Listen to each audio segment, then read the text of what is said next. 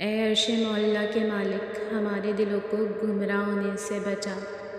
آج کے اس روشن دن کو ہمارے لیے باعث رحمت بنا۔ رزق وسیع عطا کر اور زندگی کے تمام امتحانوں میں کامیابی عطا فرما۔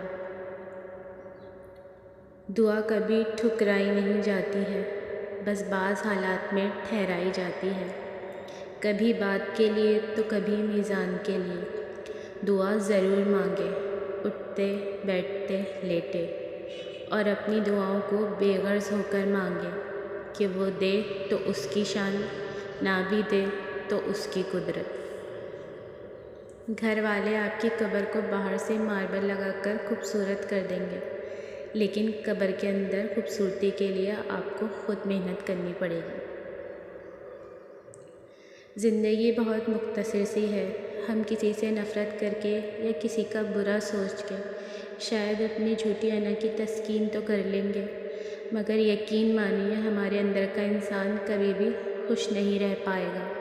اس لیے اپنے ارد گرد صرف اور صرف محبتیں بانٹیں، ہمیشہ پرسکون رہیں گے۔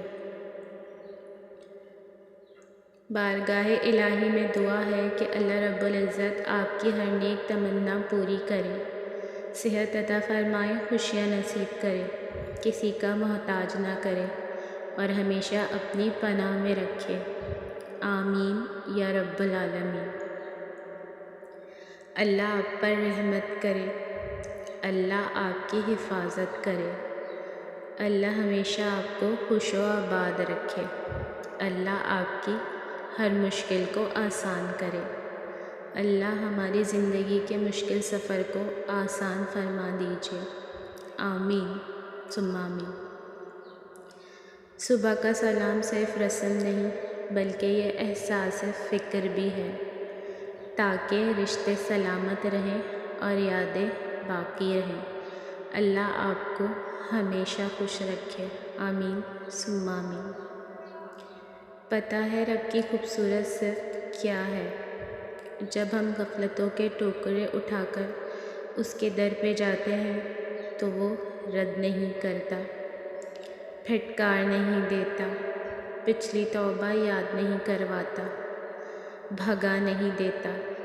وہ تو دل دیکھتا ہے، نیتوں کو پڑھتا ہے، ندامت کو دیکھتا ہے، بندگی کو بھانپ لیتا ہے، دل میں سکون اتارتا ہے، معاف کر دیتا ہے۔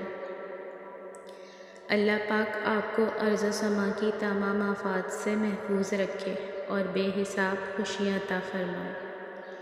جنت میں غم، آنسو، حسد، پریشانی اور خوف نام کی کوئی چیز نہیں ہوگی، وہاں صرف خوشی، سکون اور اطمینان ہوگا۔ اللہ تعالی ہمیں جنت میں لے جانے والے اعمال کرنے کی توفیق عطا فرمائے۔ آمین ثم آمین۔ جہاں عزت، سچائی اور خلوص نظر آئے وہاں دوستی کا ہاتھ بڑھاؤ، ورنہ تمہاری تنہائی تمہاری بہترین دوست ہے۔